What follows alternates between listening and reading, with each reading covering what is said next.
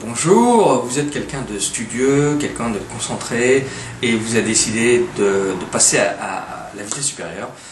Vous allez vous affronter au Taj Mahal. Vous allez essayer de gravir le Kilimandjaro, l'Everest des concours, pas forcément le plus difficile d'entre eux, mais quelque chose qui est relativement complexe dans la mesure où vous devez allier à la fois connaissance, mais également gestion du temps, et également limites, c'est-à-dire connaître vous-même vos limites, les limites par exemple dans les questions et les réponses.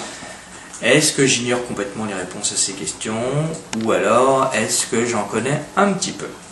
Voyons quels sont les sous-tests dont je vais vous parler. Le premier, c'est un sous-test qui s'appelle le sous-test 1, compréhension de texte. Vous avez 3 textes, vous avez 15 questions, et comme dans chacun des 6 sous-tests, vous avez 20 minutes. Vous devez lire et à la fois répondre à des questions, ce qui exige une grande disponibilité d'esprit et surtout être à même tout de suite, immédiatement, de distinguer les points importants des points moins importants et pouvoir jouer avec la langue, comprendre ce qu'on attend de vous et donner la bonne réponse. La partie expression est une partie qu'on va disséquer un petit peu plus tard. C'est des jeux sur la langue française. Ça peut être des synonymes, ça peut être des reformulations, ça peut être tout un tas de choses. Ça peut être tout et en fait n'importe quoi, tout ce qui se rapproche du français. Et une dernière partie dont je traite la partie plutôt français, c'est une partie raisonnement. Les écoles de commerce en général veulent recruter des personnes, des étudiants qui ont un raisonnement affûté et qui savent prendre des décisions quand il le faut.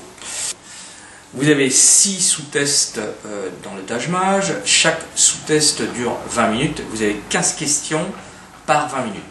Donc pour la partie compréhension, vous devez lire à la fois 3 textes et répondre à 15 questions. C'est assez long, ce qui vous laisse peu de temps pour vous relire, mais vous devez toujours vous relire.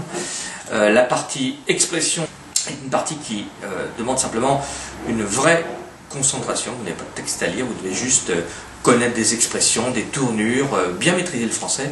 Le français est un jeu, le français évolue, le français est quelque chose que vous devez absolument maîtriser parce que tout simplement plus tard vous serez amené à écrire vous-même des mémos, à lire des mémos, à interpréter des dossiers, à prendre des décisions, et plus vous maîtrisez le français au minimum, mieux vous le sortirez.